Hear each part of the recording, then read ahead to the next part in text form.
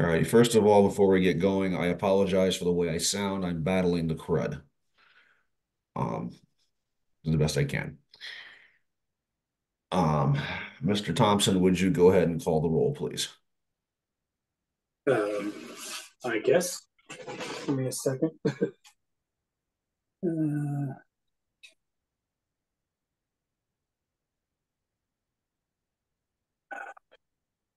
I gather you were not expecting to be the secretary this evening, Mr. Thompson? no, and I'm having technical difficulties. All right. Okay.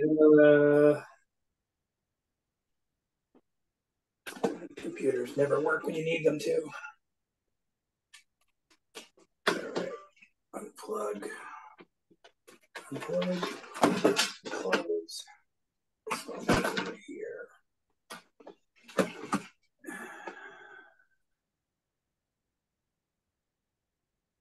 Close. Just finish.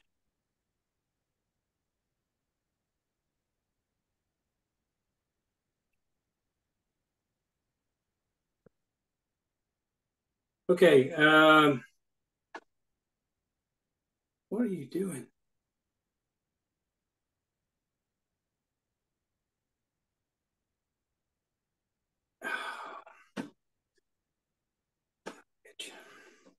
Give me a minute.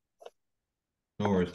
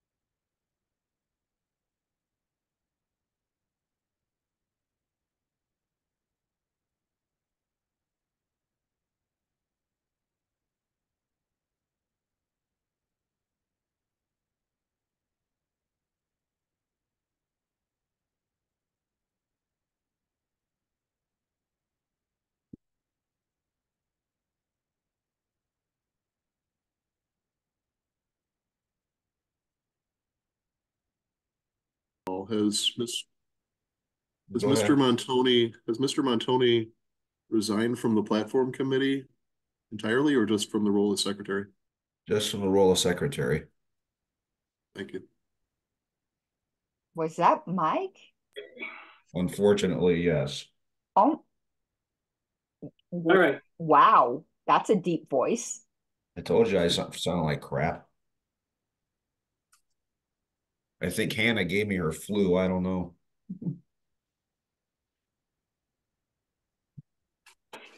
Okay. Mr. Alvestad, Present. Mr. Barber, Present. Mr. Benner, Present. Mr. Bergman, Present. Mr. Bowman, Present. Brooksbank, Present. Toko, Present. Eiler. I am here. Eiler, thank you. Enzor, Here. Johnson, Texas, Present. Labrie, Here. Leatherman, Here. McCose, Here. Melchin,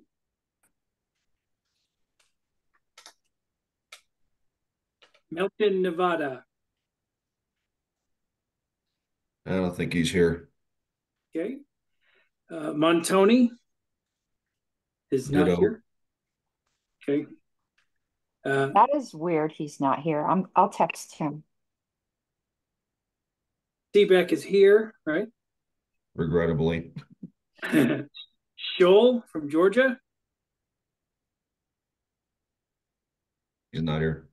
Yeah, they have not been here consistently. I am here. And Weir from New Hampshire. Don't think he's here either. Okay.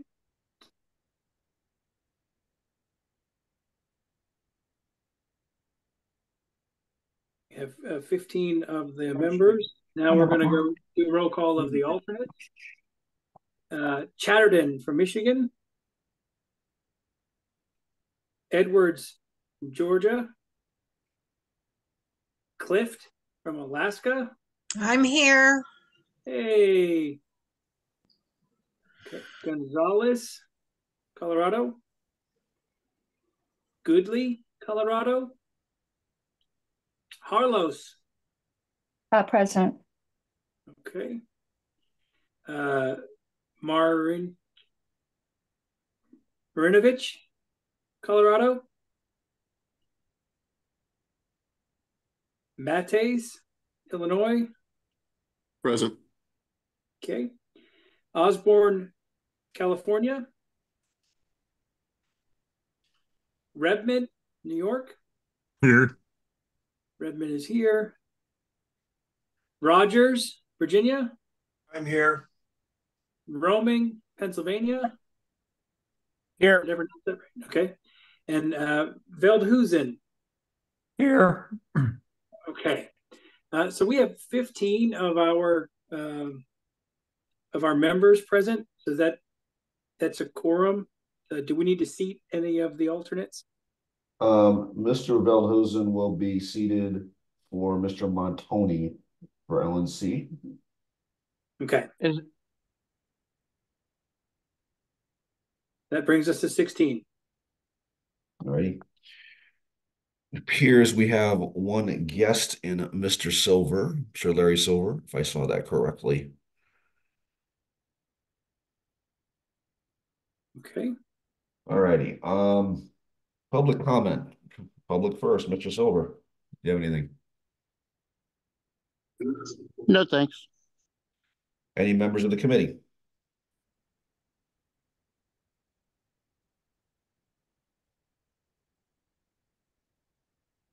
Okay, just me. Just to reiterate, I am battling the crud. I don't know where I got it, but I'm not a happy camper about it. So I beg the committee's indulgence if I start hacking a little bit. I'll try to keep myself muted when that happens. So I beg your indulgence. Has the next item on the agenda, which should be up on your screen, is the approval of the minutes for the last two meetings. Has everybody had a chance to look those over?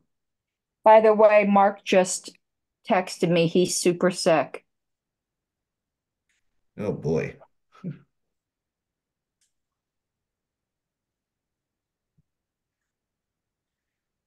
That's not good. Not good at all. Okay.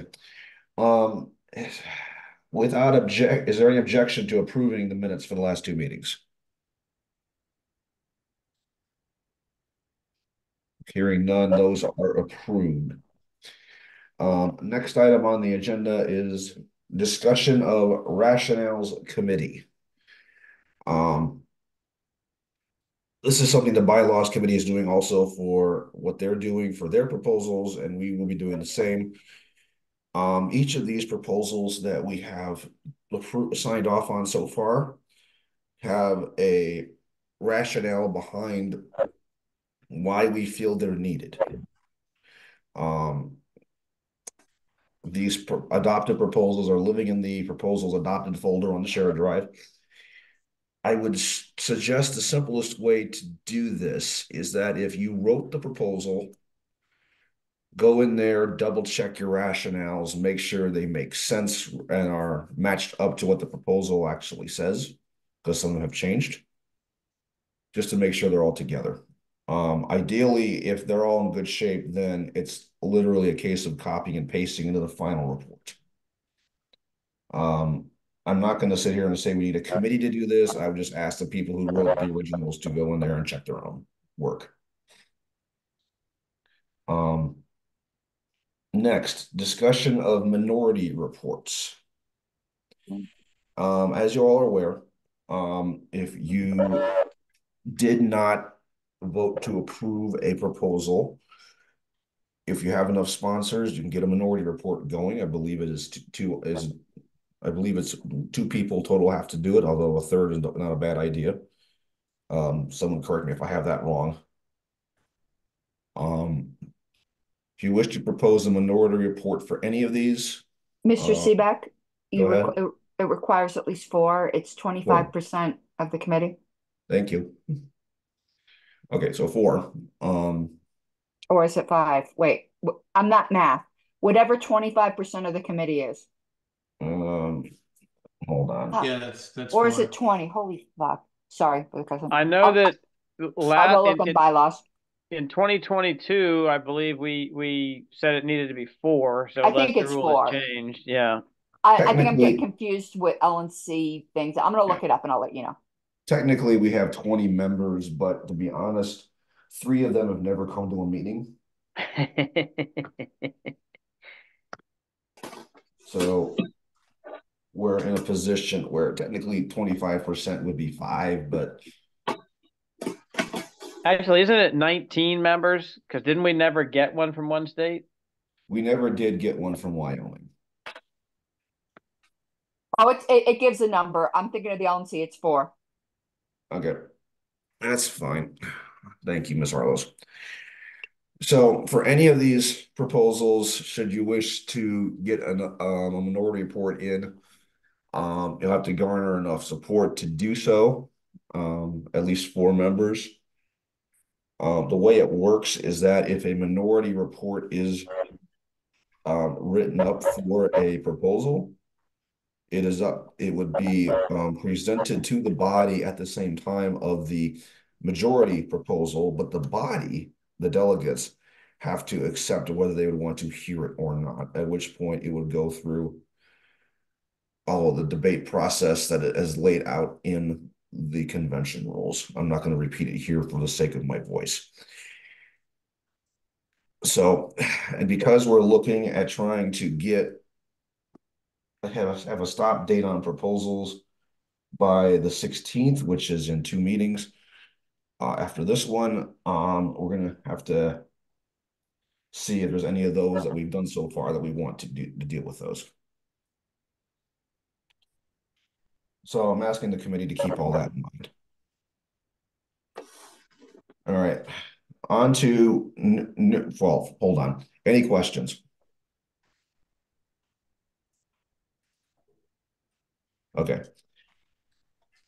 On to new proposals. The next one we had on the list was 213 healthcare. I will switch the screen sharing, excuse me. Oh, there we go.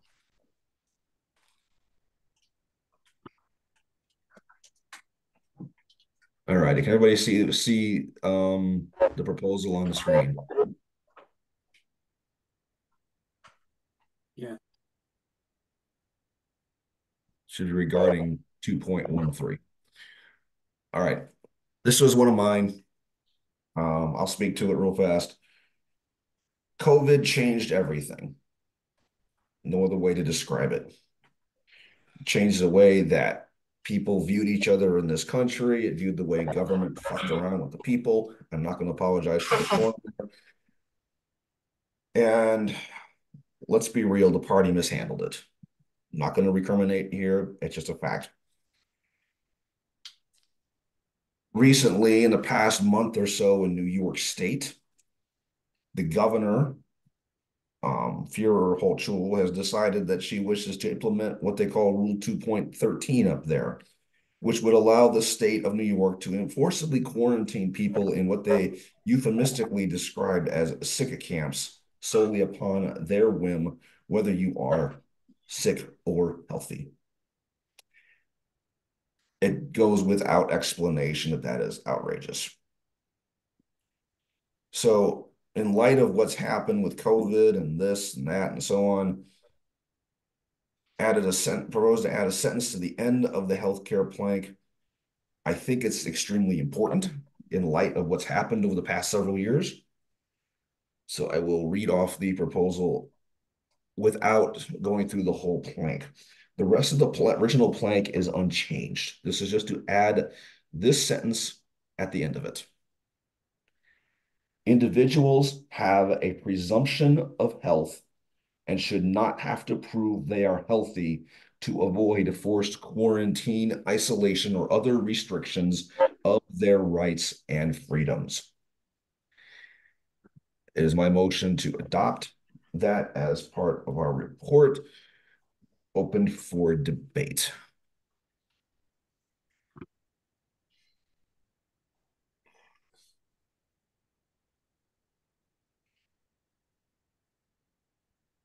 Mr. Johnson. Yeah, I like the spirit of where this is going. I question presumption of health. I feel like there's a lot of loaded stuff there that could detract from the main point here. I feel like the main point here is that the government shouldn't be locking up people who aren't don't present a risk to the life, liberty, or property of anybody else. I think that's the principle we're trying to express into a plank here. I feel like presumption of health brings in a whole lot of baggage trying to correlate it with court, but like health is a matter of like first you have to define what it does it mean to be healthy, right? And there's all sorts of baggage to unpack there. And then there's the question of like, even if you're unhealthy, does that justify any of the other stuff? I feel like that whole line of thinking detracts from what we really want to get at here. And so I'm sitting here just looking at it, thinking of language, but I would really like to see us come up with something that gets more to the point that we're trying to get to.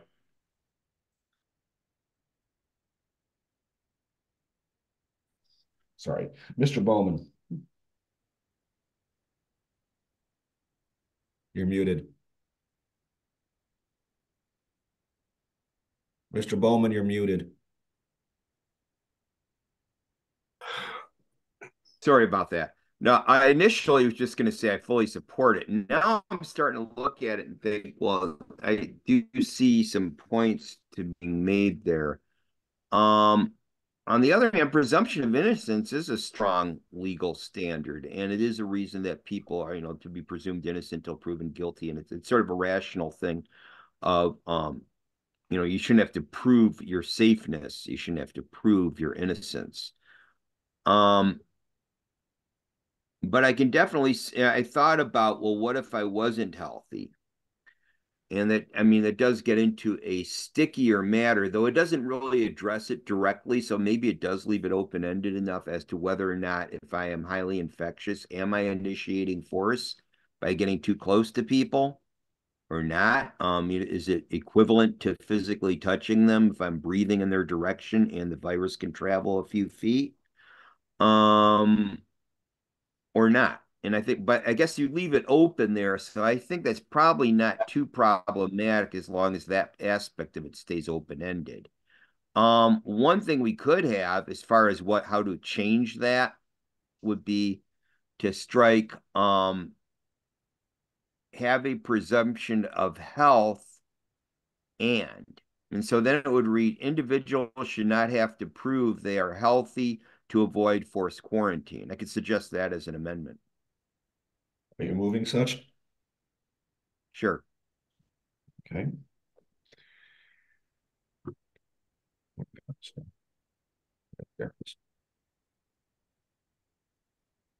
And by the way, folks, if I sound a little grouchy, it's nothing personal. It's just I feel like crap. So,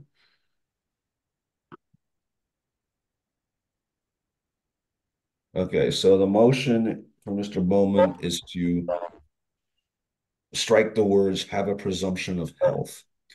Mr. Alstead, I had you down for the main motion. Ms. Harlos, which did you wish to speak to?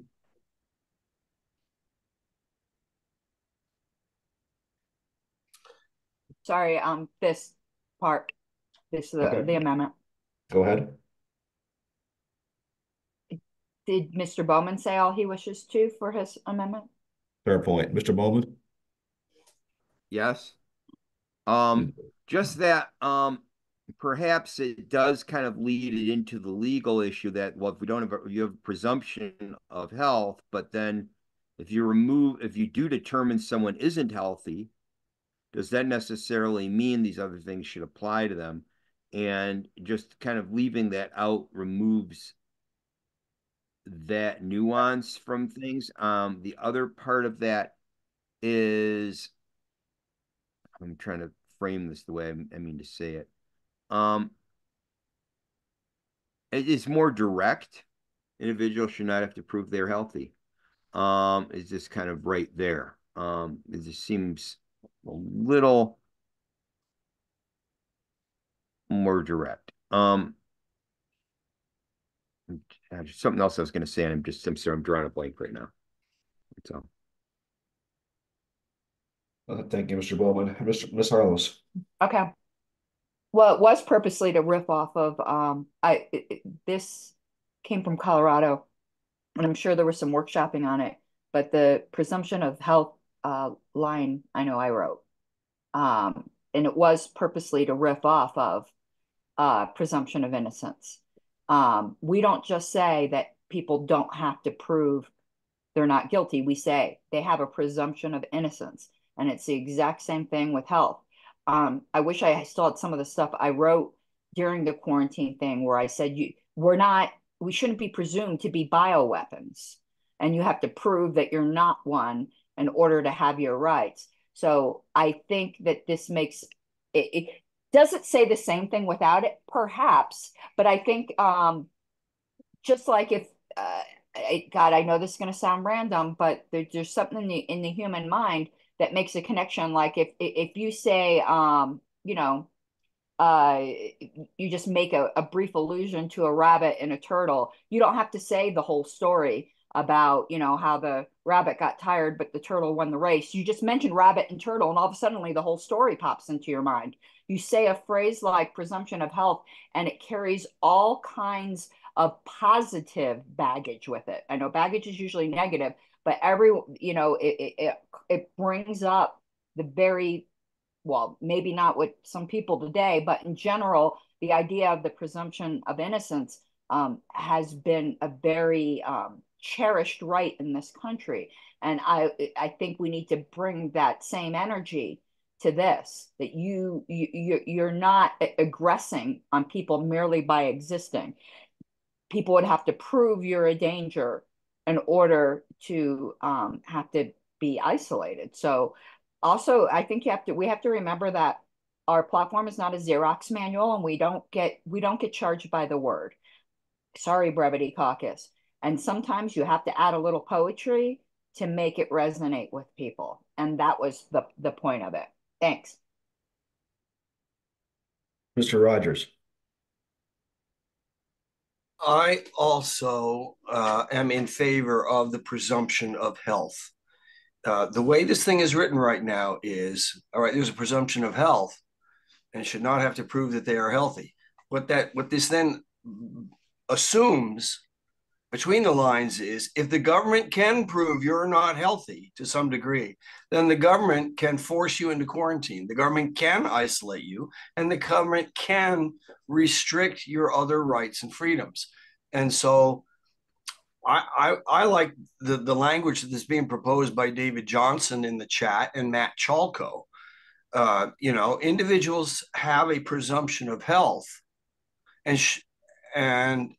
the government should not restrict their rights and freedoms. Period. I mean, if we're going to address that, then don't give the government a back door. So individuals have a presumption of health and should not have to prove they are healthy. And let me see, look at the language that David Johnson proposes.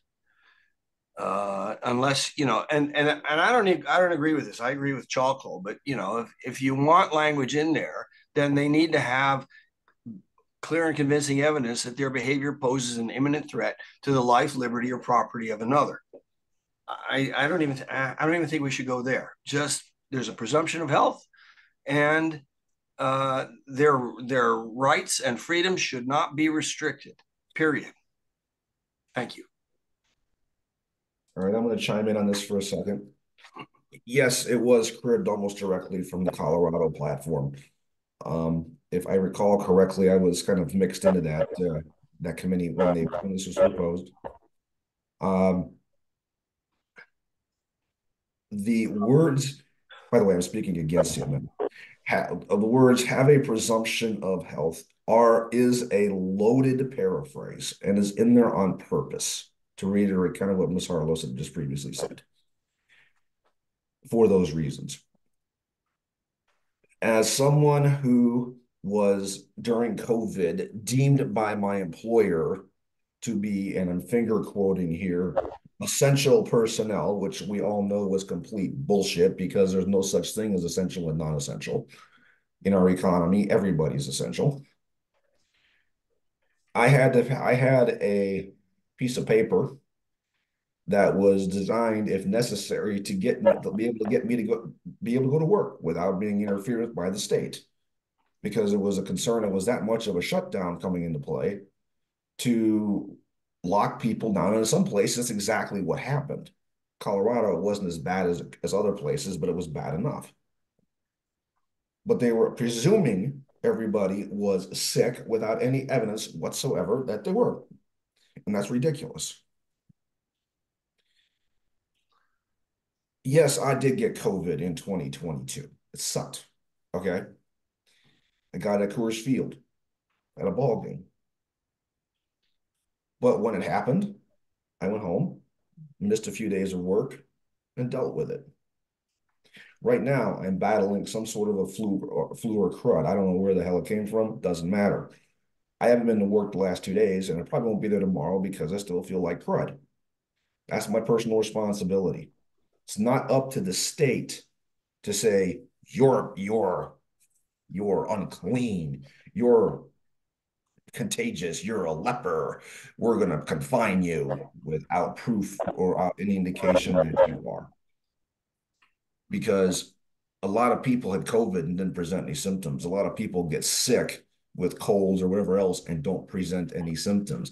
A lot of people get cancer in this world and function normally in society without you ever seeing what's happening. Okay. Everybody gets sick from something at some point and doesn't always present itself to the public. To assume that is just an egregious violation of not only our rights, but also our dignity. It's a distinct lack of respect for the individual. And I think putting this in here, having these words in here, works in that direction to restore that dignity of the individual, to acknowledge it, and to say, hey, yeah, we recognize people can get sick, but we're not going to assume it on the front end and cause all sorts of problems. Ms. Harlow. Am I muted? Hold on. No, you're on. Oh, okay. It's oh, okay. First of all, nothing in here says anything about the state. I don't think our platform presumes the state. So I think saying that, are we saying the state should? Of course, if there is a state, you know, I suppose that's a fair assumption, but I'm not, this nothing in here says anything about the state, although I get why it was brought up. And perhaps, here's where I'm going to reveal a heresy, I guess. Do you think Typhoid Mary did nothing wrong? I mean, I'm not making, like, this isn't, Martians coming down saying they're going to rape somebody if you don't kill somebody. It's not a hypothetical. This is something that really happened. She knew she had typhoid and continued to take jobs cooking for people, which was the way it was spread. I think she was an aggressor. And I think you can confine aggressors. So, how would this be handled? That's a whole other story. And yeah, it can still be abused, but it's also abusive to know you have a communicable disease, you know it, and you go out and spread it. So I don't think that's at all anti-libertarian at all. And the word presumption doesn't, taking the rest of this out or any of that to just say they have a presumption of health, I have a feeling some people here don't work in law. The word presumption doesn't mean it's not rebuttable. Usually the word presumption, unless the word unrebuttable is inserted before it in law, means it's rebuttable. It just means that the burden of proof is on the other side. That's what presumption means. It doesn't mean absolute. So even taking the rest out, the rest is still true. We just don't say it. All it means is that you've got to be proven that you're a danger to other people's health. So yes, I do think Typhoid Mary did something wrong, did a hella wrong. Okay, I'm done.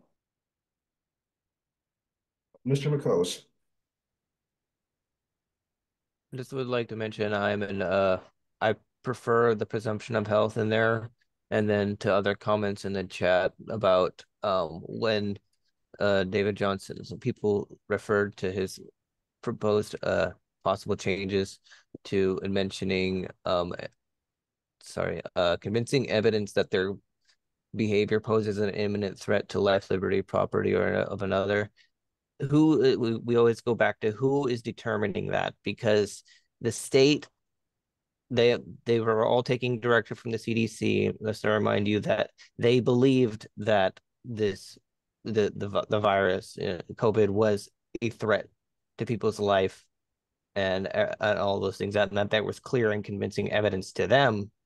But we differ, so I would not be in support of such suggested language, but I do think that have a presumption of health should be in there. But that's all I have to say. Thanks. Sorry, I was muted. Mr. Cholko. Thank you. So I support the amendment to remove have a presumption of health. Those arguments have been made for the most part, but I would just say that we're not writing a legal document here. This is an outreach or a marketing material.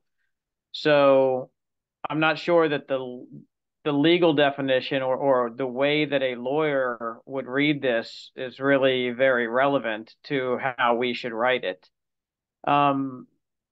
Also, just kind of on the whole thing, as a libertarian reading a libertarian document, I'm in support of this. I get what we're saying here. We're saying that people should be able to move about and go about their lives freely, possibly unless they pose a very serious risk to other people around them. But the average reader thought that people with COVID and people that had been exposed to people with COVID presented a very serious risk. Not the average person. Many people thought this a couple of years ago, that if you were just in a presence of somebody with COVID, you now presented a very serious health risk and needed to stay home. And I feel like people can take away from this here, any of this language, but especially with the have a presumption of health in there, people can take away from this that the LP says that's reasonable. Again, libertarians sitting here in the platform committee don't read it that way, but I think that it could certainly read that way to a non-libertarian looking at this thing, and I'm not sure that that's really a good representation of what the LP believes, because I do not think that by and large libertarians believe that someone that was even someone that has COVID presents a serious risk to public health and they need to sit in their house for 10 days or whatever the current thinking is. So I'm a little bit concerned about this language overall. I support the sentiment. As to whether I'll be voting for it, it depends on what we come up with. I probably will. I just would like to come up with some language that more clearly says that we're talking about very serious health risk here, not might get somebody sick with something that maybe possibly they could die from, because damn near every disease is fatal to somebody.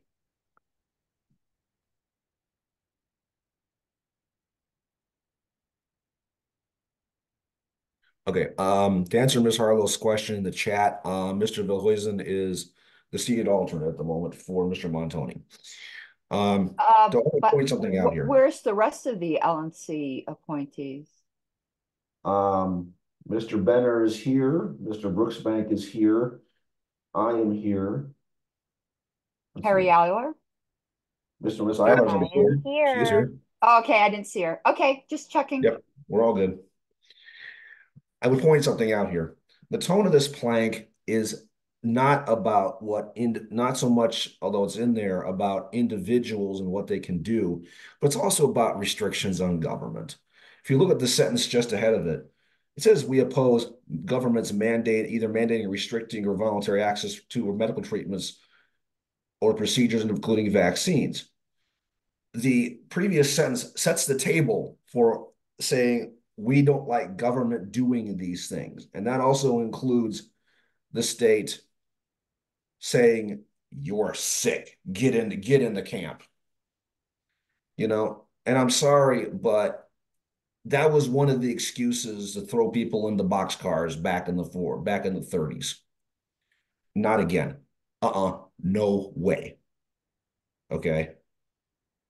And while I understand the arguments about people being responsible for their own actions, and I agree with them completely, this is about not people being responsible for their own actions. This is about the state screwing with you in the name of public health.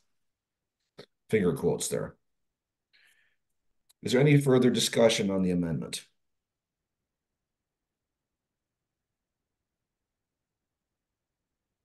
Okay, seeing as there is definitely an objection, we will move to a vote on the amendment. Mr. Thompson, whenever you're ready. Okay. So for this amendment, to remove the language, we will Have a say, presumption of health. yes, exactly. All right. Yes. Mr. Alvstead. Aye. Aye. Okay. Barber. No. Nay. Benner. No. Nay. Bergman. No. Nay. Okay. Bowman. No. Okay. Brooks. Brooksbank says no. No. Choco. Yes. Eiler. Yes. Enzor. No. Johnson. Yes. Labrie. No. Leatherman. Yes. McHose. No. I will vote no. All right. Mr. Veldhusen. No. Chair Seebeck. Not voting. Not voting. Okay. I have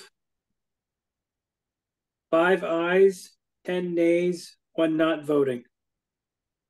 There fail. The motion fails. One moment, please. All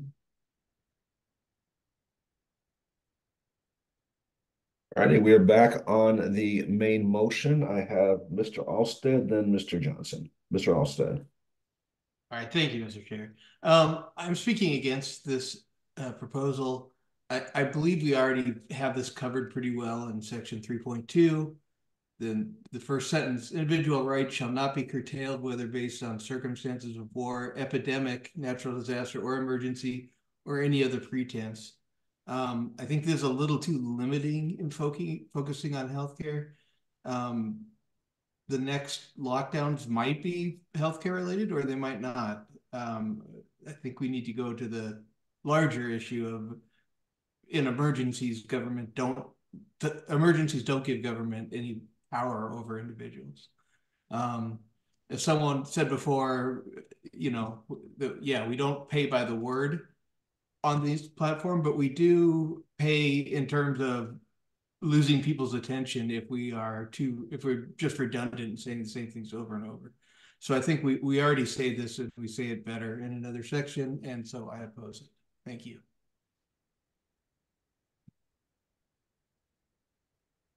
Sorry, I was muted. Mr. Johnson. Hey, I'd like to propose an amendment. I'd like to replace the language should not have to prove they are healthy to avoid with should not be subjected to.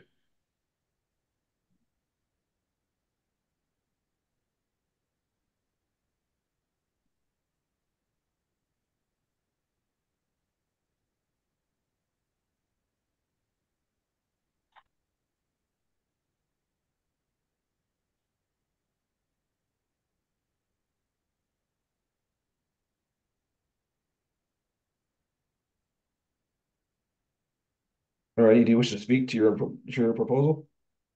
Yeah, I think one of the concerns that several folks, including myself, had is that the way the plank is worded seems to create grounds on which the LP would support forced quarantine, isolation, or other restrictions categorically. I think this fixes it to where somebody who says there should never be such thing as quarantine or isolation and maybe supports other tools would not be outside of the platform and would have good grounds to make their argument. And it does, I think this in general takes a stronger stance against that and puts the burden on somebody trying to justify under the LP platform to have such things, puts the burden much more heavily on them. So I feel that it represents a stronger stance against future lockdowns or other measures. Ms. Harlos, did you wish to speak to the main or to the amendment? It was going to be the main, but I mean, I see the strength of that. I and it's super attractive to me. I mean, quite obviously with the stink I raised, but I think this goes entirely in the other direction. I mean, you don't think well, I do think there are circumstances where someone is an aggressor and everyone, I don't know. We don't believe because everyone has gun rights that you could just go out shooting all over the place. Like rights come with responsibilities. And if you know, like for certain that, it's the reasonable man standard. Again, under this, uh, Typhoid Mary was just fine. And I just can never get on board with saying that Typhoid Mary was just fine.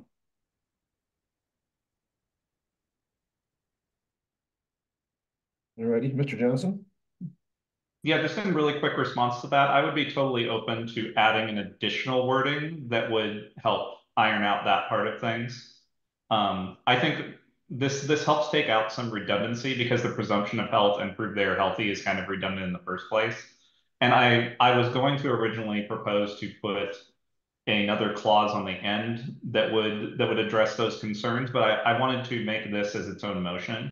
And then I feel like we would be in a good place where we could add some language to the end that would say something like without an identifiable victim in due process or something like that, and we can debate those merits separately. So that would be, I would support further amendment before we go forward. Mr. Shoko. Thanks. So I support the amendment for the same reasons that that Mr. Johnson gave when he proposed it. But also sort of in response to what Ms. Harlow said, I think that the individuals have a presumption of health sort of qualifies the statement there. It actually qualifies it more than I would like, but I think that one could argue because of that wording there, one could argue that there are circumstances, if one is not healthy, where quarantine or isolation could be forced upon that person. So I'm not. I get that concern. I do understand it. But I think there's enough of a qualifier here to mitigate that at least to some degree, and I am certainly comfortable with the language with this amendment. Ms. Harlow. Oh, I'm just waiting for the main. Okay. Is there any further debate on the amendment? Hearing none, there was clearly dispute over it. We will move to a vote. Mr. Thompson, whenever you're ready. Okay. The proposed amendment is to strike the words "have to prove they are healthy to avoid" and replace them with the words "be subjected to." Okay. I'm going to pull that up here. Copy.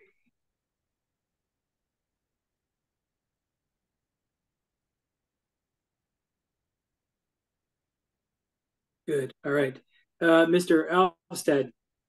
Aye. Mr. Barbour. Aye. Mr. Benner. Yes. Mr. Bergman. Yes. Mr. Bowman. Yes. Mr. Brookbank. Yes. Choco. Yes. Ms. Eiler. Yes. Yes. Okay. Enzor. Yes. Johnson. Yes. Labrie. Labrie. Yes. Okay. Leatherman. Yes. McHose. Yes.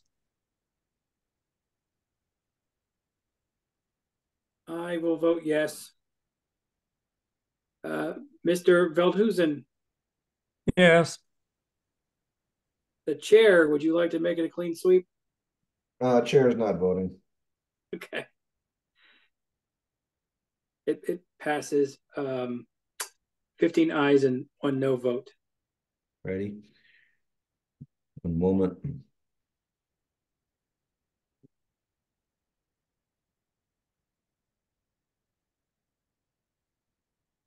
Alrighty, we are back on the main motion as amended. I had Ms. Harlos up next. You're muted. Oh, yeah. I somebody had mentioned in debate before, now that we're back on the main motion, that this is somewhat redundant to another section of the platform. And I don't actually disagree with that. I think it is, and I think we need to decide whether we want to be redundant. I think there's a very good argument to be made to be redundant on this because we are still dealing with trauma. And our platform is meant to be topical, dealing with current things, and calling health out in specific, since that's what just happened. And we know they're creating super bugs and all kinds of shit all over the world. I mean, we know they're doing that. And they're putting something in the water that's making the frogs gay. So I think we should address that too. But oh God, somebody's going to take that seriously. This is straying somewhat off topic though, but where it mentions before, where we have the other mention where somebody had said that individual liberty shall not be curtailed by pretense of whatever it was, that was passed a couple of platform committees ago. I really would hope this platform committee might look at that one again, even maybe in conjunction with this one, because it uses the word, I think, epidemic or pandemic or something it does, but it's like a very specific word. And I'm still a big Epidemic. champion that it should say pestilence, because that's such a fucking great biblical word and it covers everything rather than arguing over what the difference is between an epidemic and a pandemic. So get one of the horsemen in there, God damn it. That's all I have to say. Is there any further debate on the main motion as amended?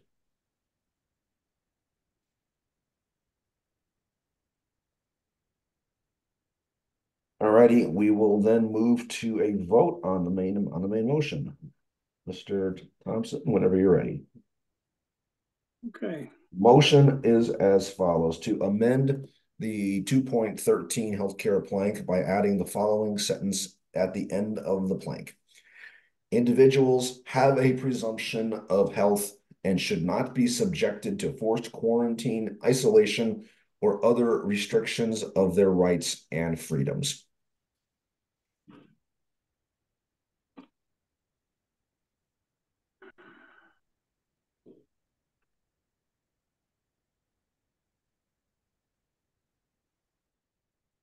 Mr. Chair, I thought somebody had said they wanted to make further amendment earlier. I don't know if they changed their mind. I said I was open to amendment. If the Oh, committee's happy with this without it, I'm not going to get in the way of that. But if somebody has an amendment, I would be more than willing to entertain that.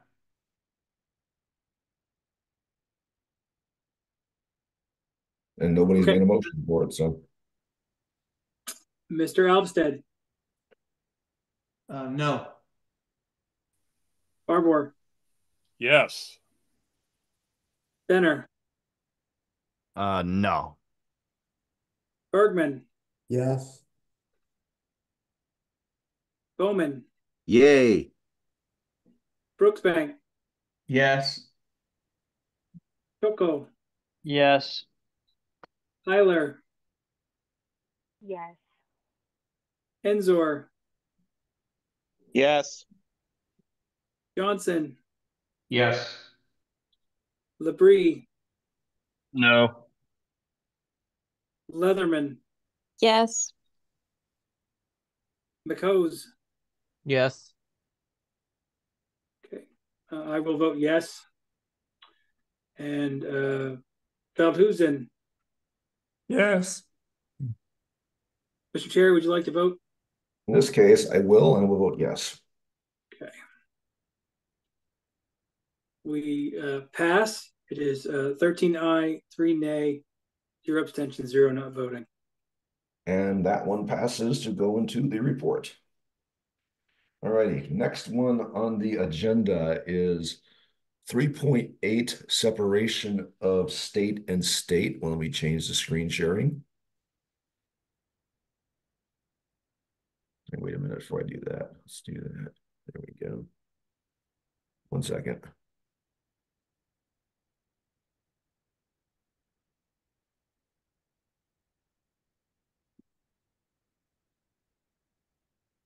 And I will, this one is also one of mine, so I will speak to it immediately. This one, again, was kind of cribbed from Colorado's platform. I wrote it there too. One of the problems we have, and I've seen this at both national and the state levels, is that we have a world right now, whether you like it or not, the different levels of government are so tangled with each other that if we're going to try to reduce the size and scope of the governments that have their impacts on our daily lives, we have to untangle them from each other first. I'll give you a very simple example.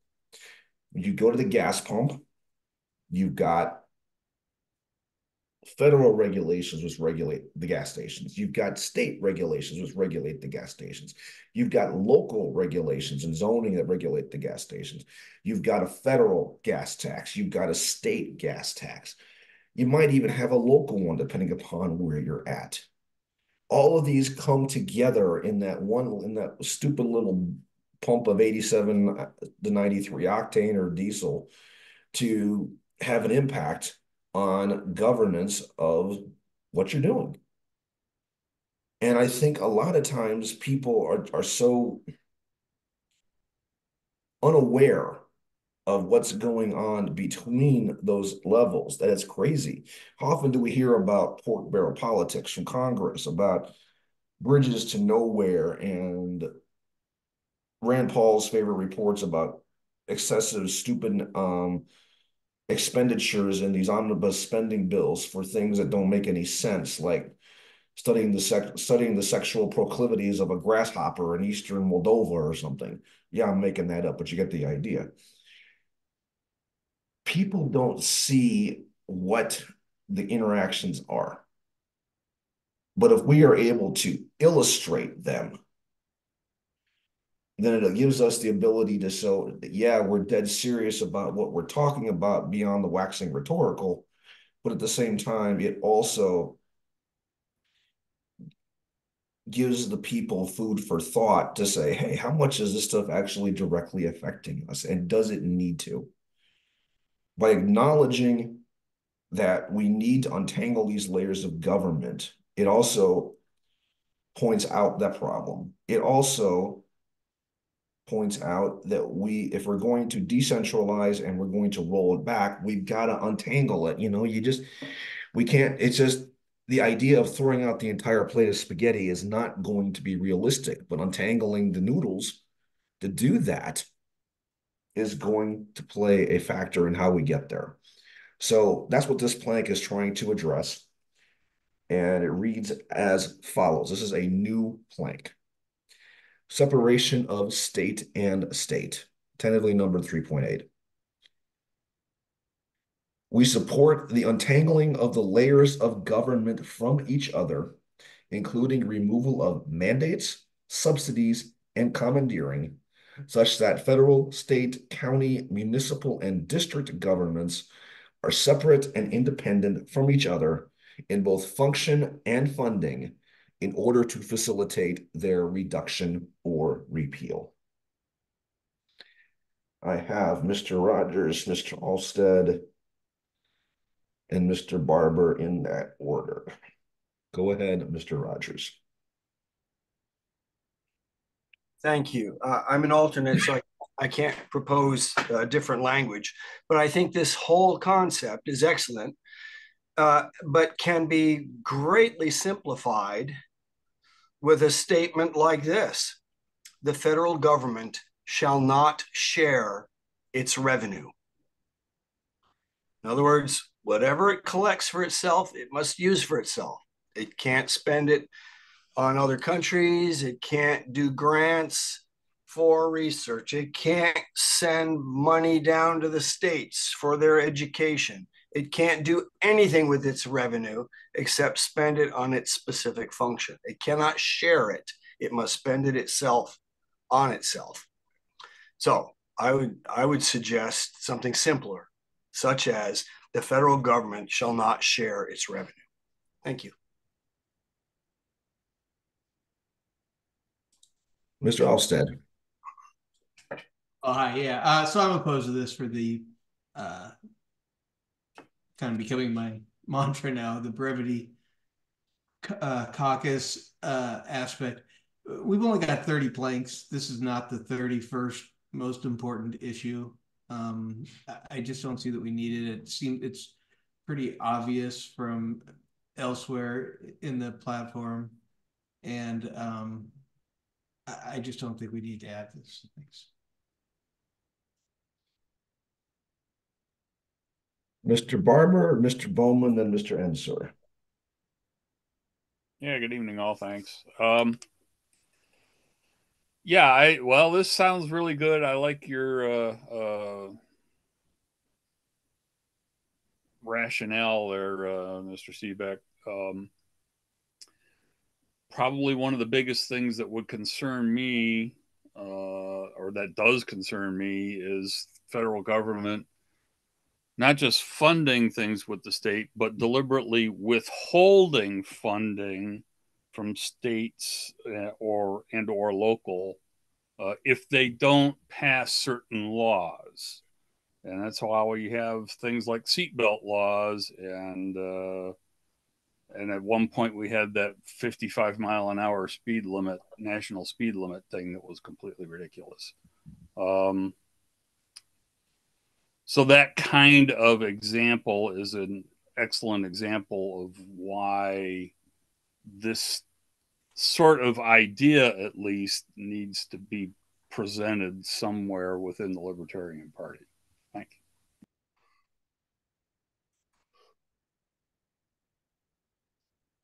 you. All right, Mr. Bowman. Yeah, I would echo what is it Mr. Berger? I'm sorry, he's kind of dropped off there. Just said the other examples would include, for instance, I believe it was in Alaska where it was a popular move by Andre Maru, a person who later ran for president actually as a libertarian, but was also elected to the Alaskan legislature, had succeeded in moving through legislation that was, of course, supported by the majority of the legislature to legalize marijuana long before other states were doing it. Just going back decades now. And what killed it ultimately was that at some point, some highway funding bill coupled with it that, some rules that would prevent them from allowing, actually, it was basically simply, what's the word I'm looking for? Anyway, it was essentially ending any enforcement of laws against marijuana in Alaska. It was there's a word for that, but abrogate. It was abrogated. Prohibition was abrogated there. And that's what killed it. And then I'm also thinking about cases where there are states trying to keep the drinking age at 18 when the federal government was pushing it up to 21, thereby denying a class of adults something that other adults could do. That was another thing that happened under that. And finally, what I see going on locally here in Detroit, where I'm also an elected officer on a community advisory council at a meeting just yesterday. Um, there are people talking about why they had to go ahead and move forward with a very controversial resurfacing plan of a park based on the assumption that the soil was too contaminated to be under the grass in a park or something. That they wanted to make sure to use the money from some grants, federal grants, that would help cover this expense. And it brings to mind all these matching funds where it's like, oh, but we can't have people in office lose this money that is coming along. And of course, it's actually costing money if it's matching funds because they have to tax their own people or use the money they're already getting from taxes for this purpose simply because some other money from the Fed is coming in, of course, which was also taken from us. So yeah, there's all kinds of manipulations where one branch of government pushes the other one to remain more intrusive. So I think it's a great idea.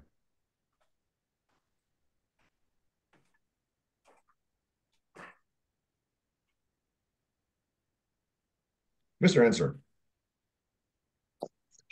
Hey, so yeah, I'm a little bit torn on this one. On the one hand, I think that the points made are valid in that the way that oftentimes the way that um, statism is expanded is by circumventing um, the rules and restrictions that are in place with oftentimes with funding. That said, I'm not entirely sure if the way that this is worded is the best way to go about it. It kind of feels clunky, like separation of state and state. It just comes off as what? I'm sorry, I've had a long day at work, so I'm a little bit tired. But I'm kind of like I said, I'm kind of slightly in favor of it. I just think if there was a way to word it better, I think that would be good. I just can't think of what it is at the moment.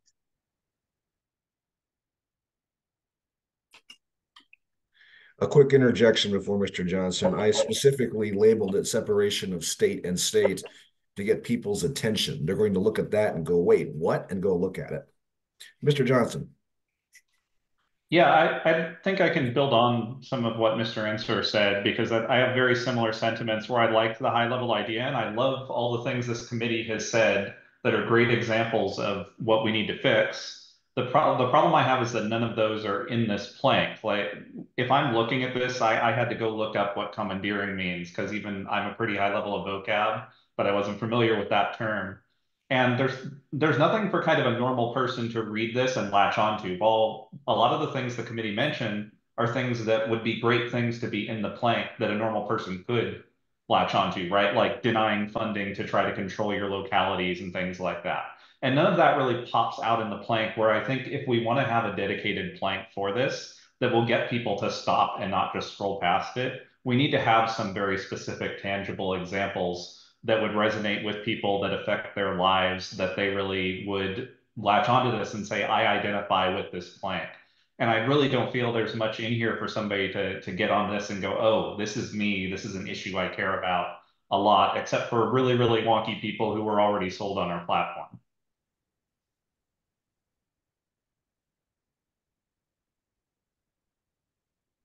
There we go. Mr. Redmond. I agree with the intent of this plank, but I question whether it's really necessary. For starters, we have, I believe in the party right now, a big push on decentralization and working local. And the things that are mentioned here will necessarily need to be handled in order for that to, be effective. I live in New York, probably one of the worst tangled up government states that exist. Uh, in Erie County, 80% of the county spending is mandated by the state. So, we're paying a bunch of legislators at the county level to administer 20% of the money. It's really crazy. But like I said, I think with the work that's already being done in the party, it's the best way to address this, get more people involved in the decentralization movement and get the word out that way. Mr. Chair, point of privilege. I'm getting some feedback. I think it's from Mr. Rogers' microphone. Mr. Rogers, could you mute, please? So sorry. Thank you. Mr. Bergman. If states are to be independent and separate from each other, are we effectively calling for the term United States of America to go away? Just a question. No. If anything, it's showing a respect for each individual state separate from the federal government, and gets us back more towards what this country was designed to be, which was a federation of states. Yeah, they may be united in purpose internationally, but they're still they still retain their own sovereignty and their own levels of independence, which over the course of the past 160 years has been badly eroded, at least the last 160 years. So this is kind of a call out to get us back to that. Mr. Belroy. Thank you. Yeah, I'd just like to say I like Mr. Rogers' suggestion, but he was mentioning that should be a restriction on the federal government. I'd like to suggest that that should be expanded to all levels of government. So I propose some language in the chat, and basically it says funds raised by each level of government shall remain with that level, and no government may condition action or lack thereof through the use of funding. So that's proposed language, and I'm very willing to offer that as a substitution. All righty, that is proposed as a substitute. Hold on one second. We have a little bit of paperwork to do here. No. Mr. Veldhuizen, let me ask you this question, though, as I'm preparing this. Is that wording to replace the entire plank, or is it to replace part of it? It'll be to replace the entire plank. All right.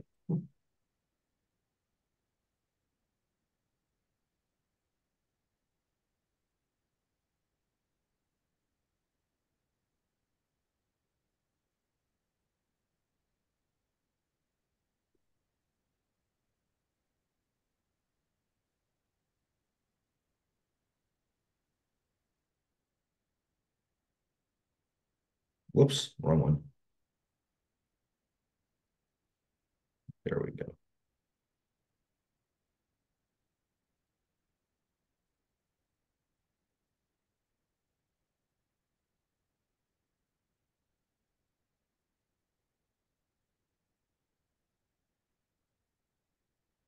All right.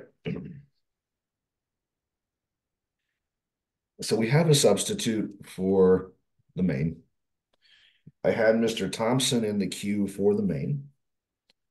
So at this point, I'm going to ask, does anybody wish to speak for the substitute? I see Mr. McCose, Mr. Johnson, and Mr. Bowman.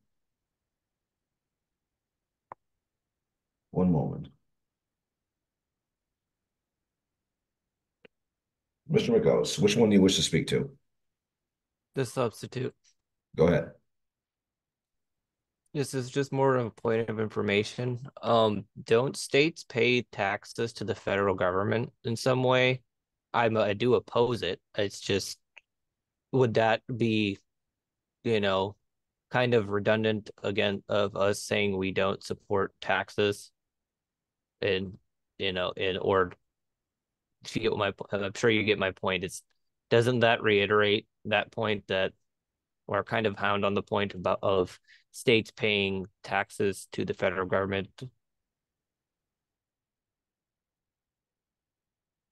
Good question. I'm not sure what the answer is on that. Mr. Johnson.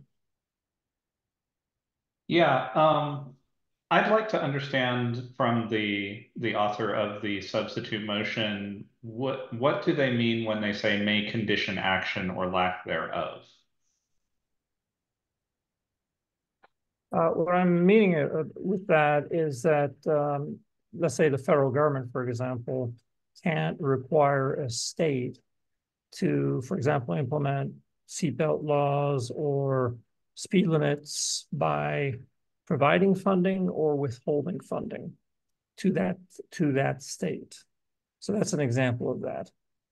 Okay, and then my next question is, would it be appropriate within the spirit of what you're trying to convey to substitute coerce instead of condition? Because that's the amendment I'm considering making here.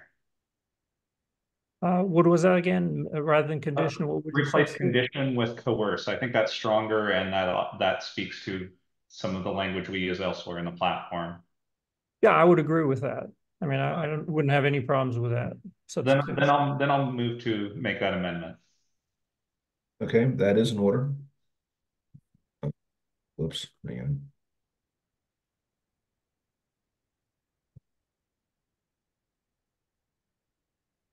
Don't mind the highlighting. We'll fix it here in a moment.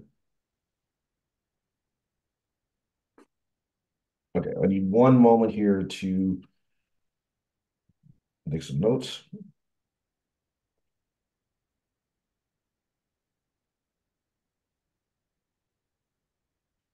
All righty. I still have Mr. Bowman and Mr. Ensor on the substitute itself. Does anybody wish to speak on the amendment to the substitute?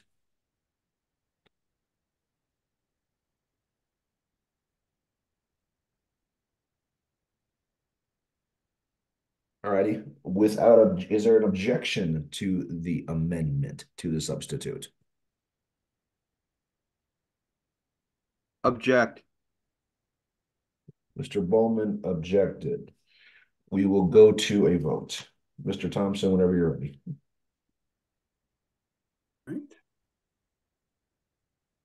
I just want to get clear. We're voting on the changing condition to coerce here. That's correct. Thank you.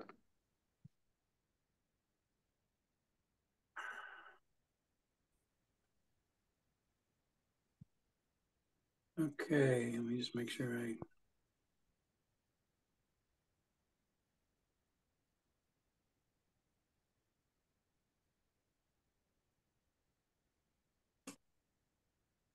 Okay, Mr. Elfstead. Aye. Barbour. Yes. Benner. Yes. Bergman. Yes. Bowman. No. Brooksbank. Yes. Choco. Yes. Eiler. Yes. Enzor. Yes. Johnson. Yes. Labrie. Yes. Leatherman. Yes. McHose. Yes. I will vote yes.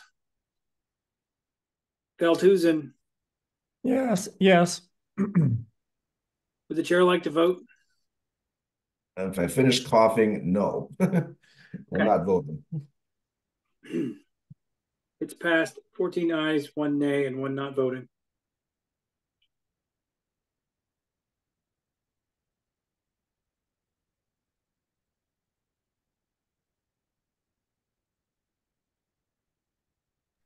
One moment.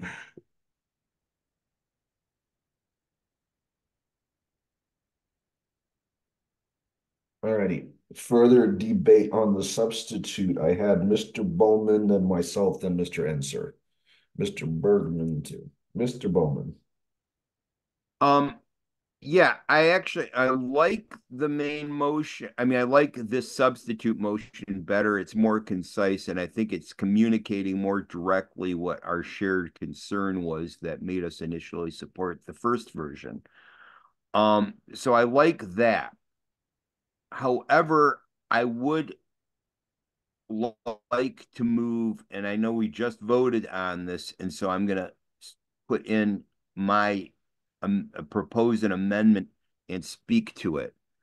I would like to change coerce to extort, and I'll explain why. Ready? 1 second.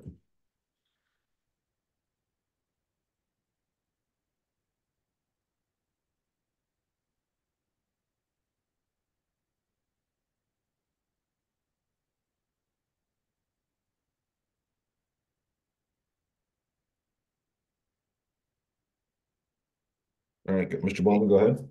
Yeah, while it is a subtle distinction, I think coercion, it has a higher level of violence associated with it, in my opinion, either a threat of violence or an application of violence. Whereas I suppose it's almost like, well, whereas extort is a little worse than simply bribery. But maybe not, doesn't necessarily have to rise to the level of violence or a threat of violence.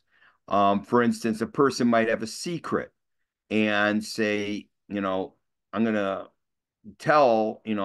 tell your wife who I saw you with, or something like that, unless you give me this much money, right? We call it blackmail, but it's a form of extortion. But it's not, there's no aggression or a threat of actual aggression involved in that. And in the case of the government, the aggression already happened when they took the money by taxation. So at that point, allowing or disallowing funding of things based upon the behavior of other levels of government, to me, is more in line with extortion, where you're kind of saying, well, if you do this, we're not going to give you the money. They still have a choice. They can actually choose to turn down the money and go ahead. It just becomes politically more difficult. So I think extortion is a more accurate characterization of what we're talking about than coercion.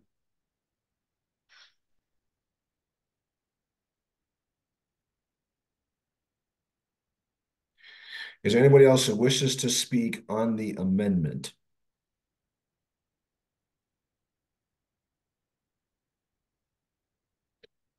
Hearing none, is there objection to the amendment?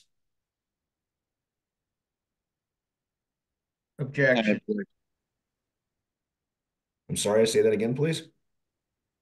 I have an objection, yes. All right. We will move to a vote. The motion is to amend the substitute by striking the word coerce and replace it with extort. Mr. Thompson, whenever you're ready.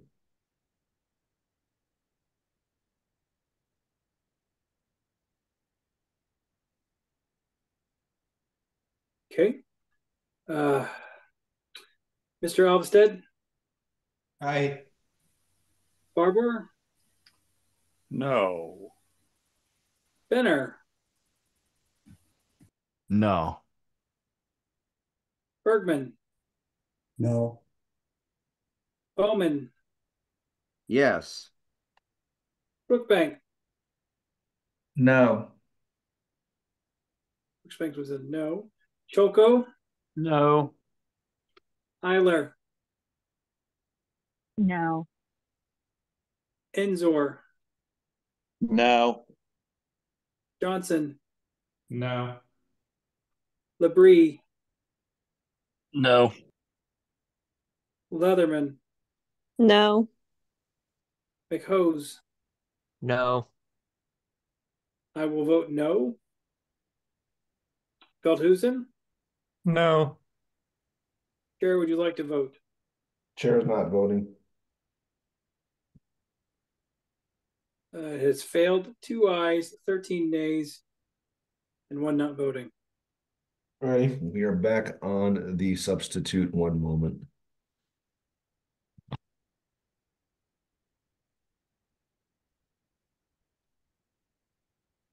All right, I had on the substitute myself, Mr. Ensor, then Mr. Bergman, then Mr. Brooksbank. So I'm going to speak on the substitute. I am against the substitute, and a very simple reason. The substitute itself talks about funds raised by each level of government. That's incomplete because there's more to the original proposal than just money. There are regulations, there are mandates, there's commandeering going on. It's not just funds, there's more to it than that. Yes, it's easy to see it in funding, no doubt about that. We talked about the political blackmail of lowering the drinking age and raising and lowering the speed limits and all those details. But there's more to it than that. There's also the mandated side of the coin, the regulatory state, which comes into play. And that's also areas that need to be addressed by this proposal, which the main one does and the substitution does not. Mr. Ensor. So it's actually fortuitous that that's what you said, because what I was going to say was along those lines. So first of all, I like the substitute. I think it is cleaner language. It gets to it better, but like you said, it does not. It leaves out a few substantive things that I think need to be added in. So in light of that, I've got an amendment to offer in the form of a second sentence. Go ahead. No level of government may impose mandates, regulations. Hold on. Let me catch up. No level of government. No level of government may impose mandates, regulations, or in any other way commandeer the resources of another.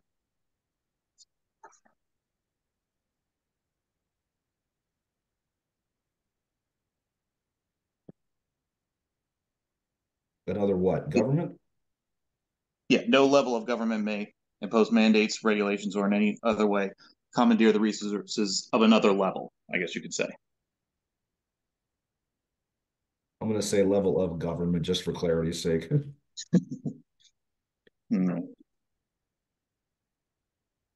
But would that help alleviate your own misgivings? It would help. I'm not sure if it totally gets there yet. I have to think about it a moment. But that doesn't matter because we are now, excuse me, one moment.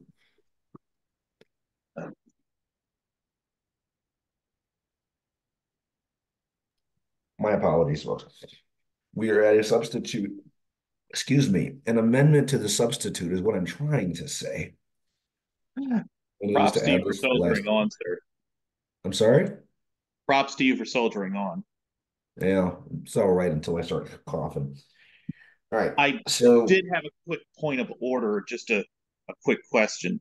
Because this is an amendment to the substitute, is the amendment that I offered amendable itself or no? It is not.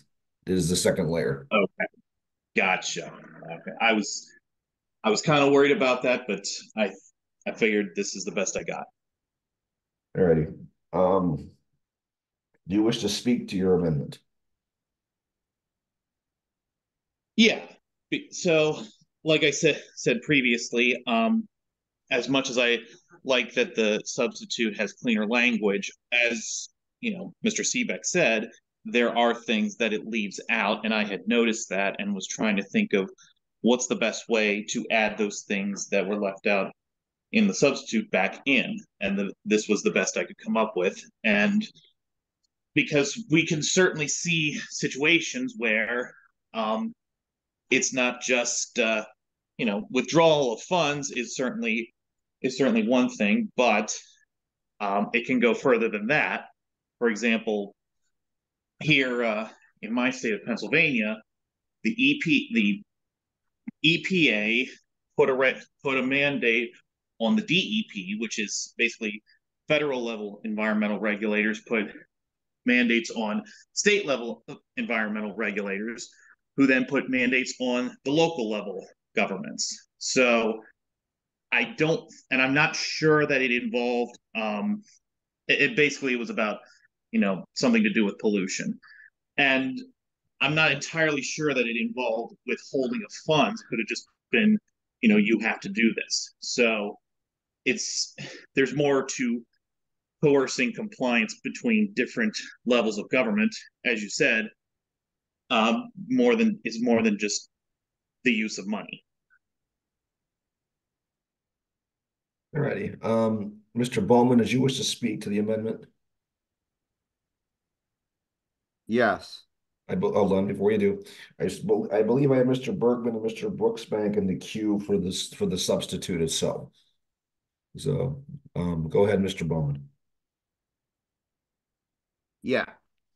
I believe I like this addition to the substitute. However, and I'm probably going to vote for it, and then hopefully myself or someone else will propose an amendment after that, because of the existence of both the words shall in the original substitute and may in this amendment imply that we are somehow predicting what the government will be able to do and saying what the government can currently do, which isn't what we're saying. We're actually saying what it should do. But for now, when it's time to vote on this, since we can't go that deep in the amendments, I'll vote for that. But I'm hoping myself or someone else puts the words should in where it would be more appropriate to have them. Thank you. Alrighty, I had Mr. Bergman raise his hand. Did you want to speak to the amendment, sir? Or are you still on the main substitute?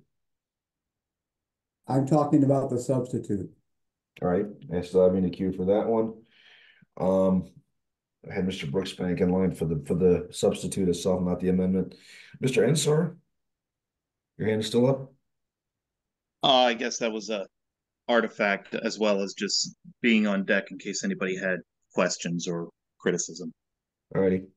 I'm going to speak on this for a moment. This is neither for nor against, but I think Mr. Bowman does raise an interesting point here. If you look at the first sentence, it says funds raised by each level of government shall remain with that level. It's an affirmative statement coupled with a negative on the back end that no government may coerce or lack thereof through use of funding. The second sentence is also a negative statement. No level of the government may impose mandates. And when you have a may and a negative, it's the same as a shall not. It's the same as a may not. They're identical in that negative context. In the positive context, they're different. In any case, so put together, these pieces lay out the first one, a positive statement that each area is going to be lock boxing their own funds. And then the rest of it is a restrictive statement saying hands off and don't screw with each other. So that's not a statement in favor or against. It's just pointing out the positives and negatives on the context. Is there any further debate on the amendment?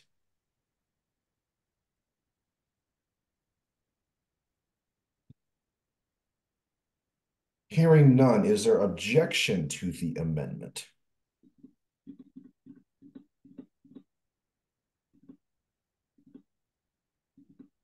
Hearing none, the amendment goes in.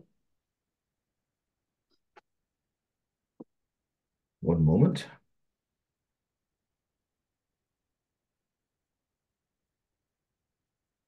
All righty, we're back on the substitute with Mr. Bergman, then Mr. Brooksbank.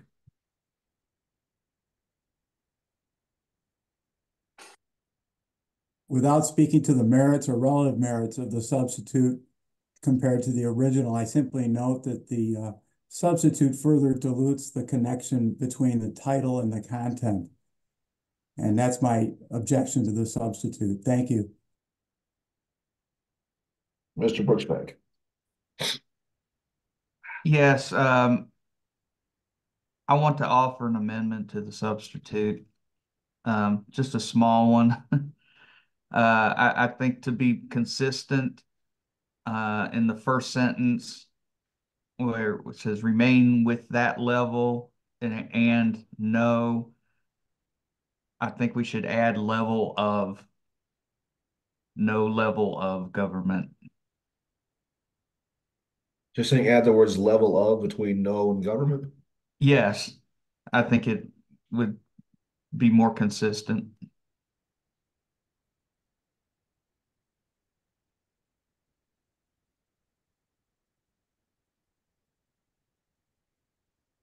One moment, please. I have to change pages on my notes.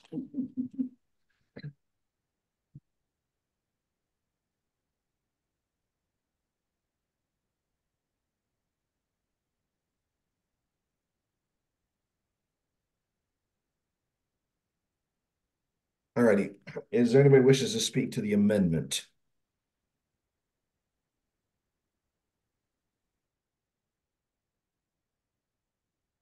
Is there any objection to the amendment?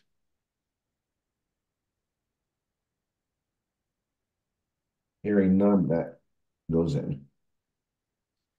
We're now back on the substitute itself. One moment.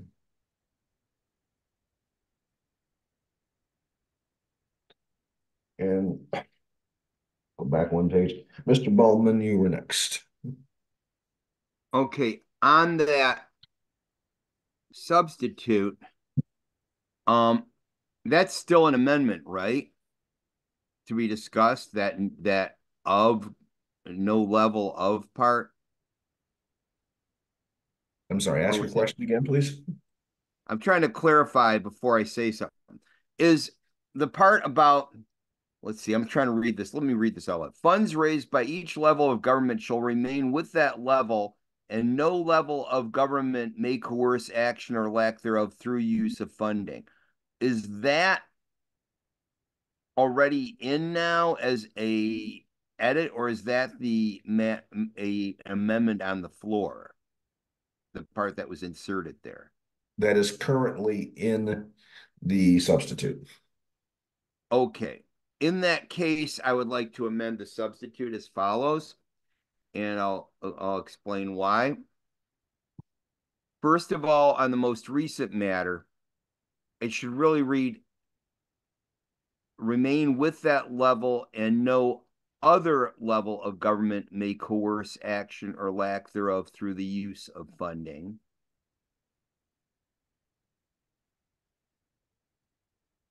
So you're proposing to add the word other in here? Yeah, I believe that's what you're trying to say. Let's see. Funds raised by each level of government shall remain with that level of government and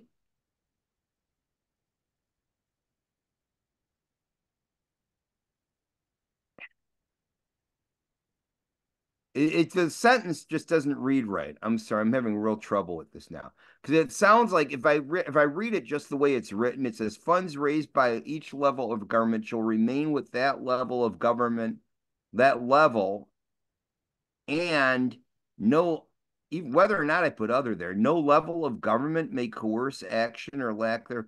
It sounds like you're adding on just that government may not do this onto the thing about levels of government. It doesn't sound like it's saying what we're trying to make it say anymore. Okay, let me look at it again. I don't know if anyone else sees what I'm seeing here. Yes, we see it. It's not clear that we're trying to avoid interlevel entanglement. The word other suggested that if we entered the word other between no and level, that may solve your problem. I believe that's what he's trying to move. Yeah, okay, I'll keep that. And then the other change is every place where you see shall and may, put should. I don't know if those need to be separately divided questions or not, but Let's take them one at a time just for clarity's sake. Okay. Oh, make a note here. All right. Does anybody wish to speak to the amendment of adding the word other in the first sentence of the substitute? You know what? I'm sorry. Can I still change this? We haven't started debate yet, so. Okay, because I'm thinking maybe it should read funds raised by each level of government shall remain with that level and not be used to coerce action or lack of action by another level of government. I think that's what you're trying to say. I know that's a big change. One moment, please. We have a detail here. Mr. Alstead has announced he is leaving, has to leave the meeting, and there is no California alternate in the meeting. So, Mr. Secretary, if you would note that. Okay. Okay, apologies for the interruption, Mr. Bowman. Could you like restate that in the chat, please? What you're Yeah, trying I to think I say. will. And maybe what I'll do since I'm going to do that. And meanwhile, since we have to separate them anyway, how about we just do the other motion that I think is simpler? I would suggest that we look at the other, you propose to add the word other in there first while you sort out the wording you want for the rest of it in chat. Okay, because I'm deciding that other isn't going to fix the problem I'm looking at. So are you actually proposing to add the word other here? No, what I'm saying is I'm going to put something in the chat and it's going to take a minute. So Okay. meanwhile, instead, I want to make the other amendment, which is to replace shall and may with should. Okay, so you're withdrawing the amendment of adding the word other. Right, for now. And I'm going to put Okay. something in the chat for later. Without objection from the body, we'll withdraw that.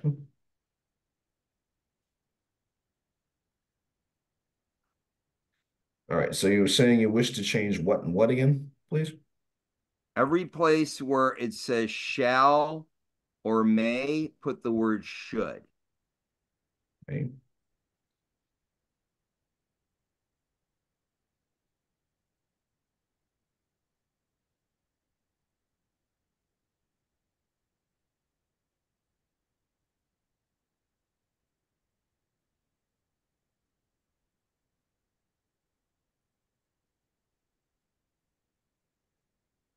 Whoops.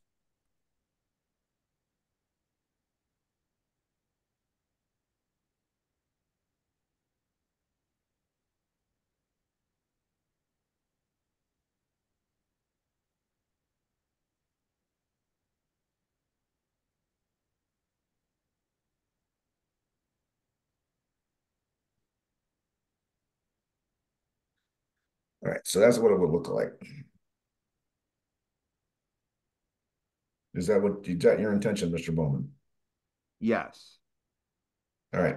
So the proposed amendments read as follows. Hang on.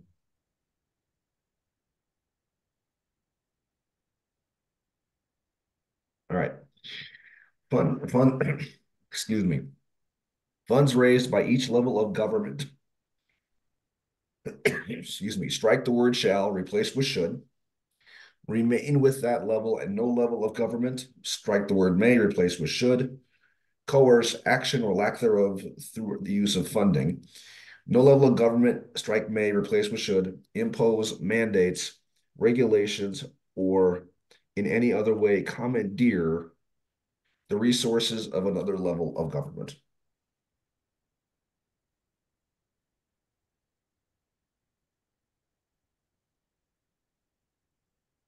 Mr. Bowman, you wish to speak to this? Well, yeah, and I already did earlier, which is simply that we're not looking through a crystal ball and saying what shall happen or giving it's not like we can command. And we're not, when we say may, it's already saying what they're able to do or not able to do. And that's not really what we're talking about either. We're talking about what they should be doing. All right. Excuse me, Mr. Barber. Yeah, hi. Well, I guess I'm going to have to look at this the opposite way of Mr. Bowman. My thought is that these changes would actually be less forceful, to where what, to me anyways, what we really want is to tell the government, no, you're not allowed to do this.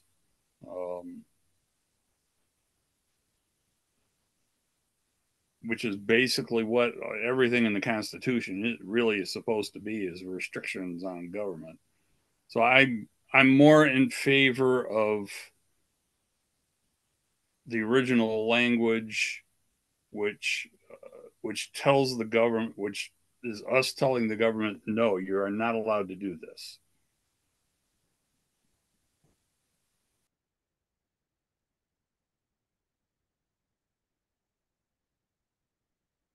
Mr. Henser.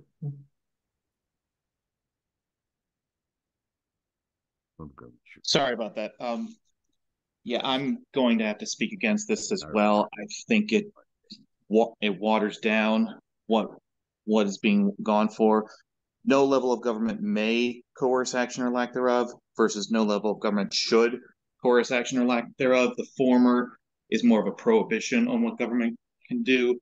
The latter is more like simply a suggestion is what it comes off as. Same thing with the second one. So.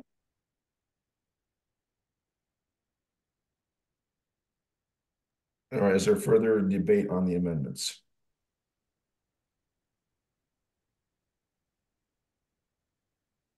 Mr. Bowman, you still had your hand up? Is that an artifact? I'm sorry, I'll lower it. Okay. Oh, it's already lowered. Okay. And I have Mr. Bergman still on the. Oh, yeah, Mr. Bergman. Just noting that the word should Mr. Bergman, appears. go ahead. The word should appears 25 times in the current platform. The word shall appears twice.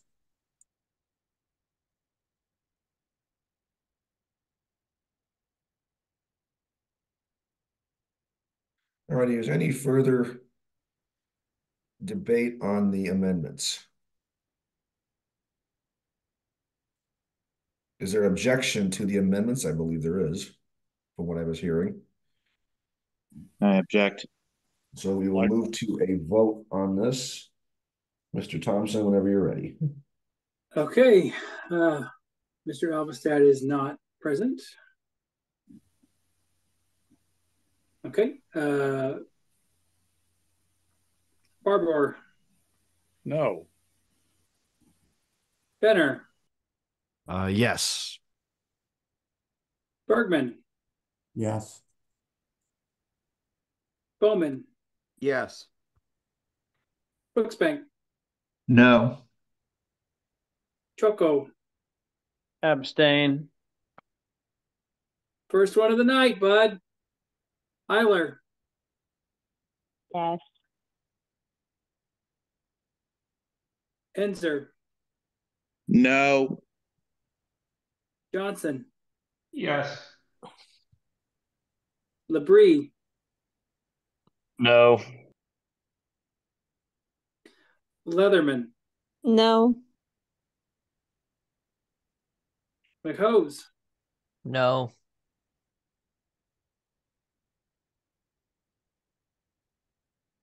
I will vote yes. Veldhusen. No. Mr. Chair, the vote currently stands at 6 aye, 7 nay, 1 abstention. Would you like to vote? Chair is not voting. Chair is not voting. Then the motion has failed. 6 aye, 7 nay, 1 abstention, 1 not voting. Ready? One moment.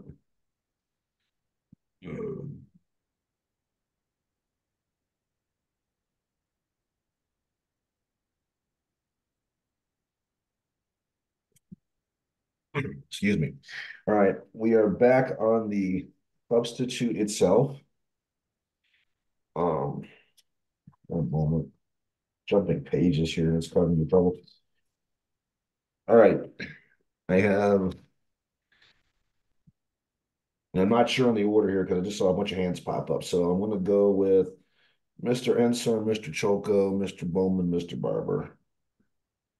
Mr. Ensor.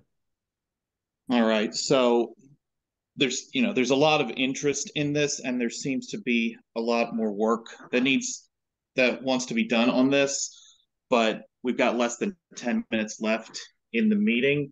Would it be in order to move to table this to next week?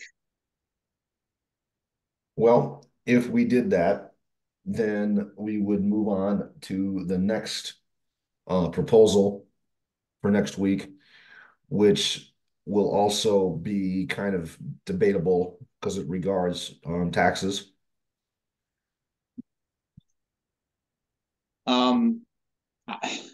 Well, I guess would it be in order to just then adjourn early instead? It would be in order. Bear in mind bear in mind though, if we were to adjourn right now, we still have business pending on the floor. We would pick it up at the next meeting. Right. That is correct. Ms. Harlos, I need a quick RP inquiry here. Would a motion to adjourn while we're in the case of an amendment by substitute be in order?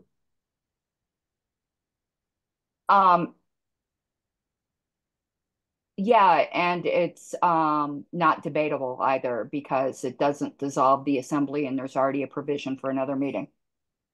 Thank you. I always get that one confused. Okay. Then move that we adjourn till next week. Take this up then. Second. Is there any objection to adjourning early and picking this up where we left off next week? Object. There was an objection, so we'll go to a vote. Mr. Thompson, whenever you're ready. Yes, give me a second.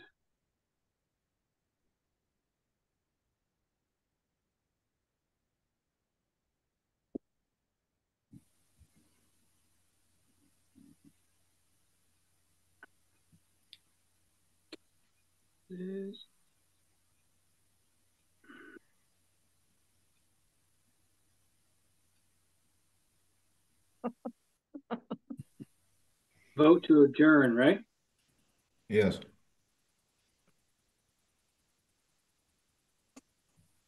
Okay. Barber. I guess I'll vote yes. Benner. Yes. Bergman. Yes. Bowman. No. No for Bowman. Brooksbank. Yes. Choco. Yes. Eiler.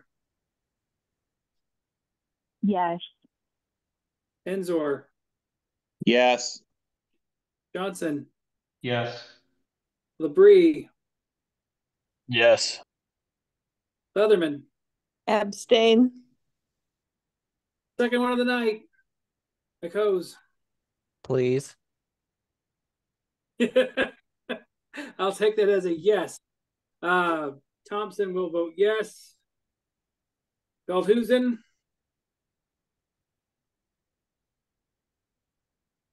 Veldhusen going once. Yes. Okay. Chair, would you care to vote? In this case, because of how I feel, the chair is voting yes. Fair enough. All right. It has passed. This meeting is adjourned. It passes 13-1 to 0-1. We are adjourned at 9:54, stopping the recording.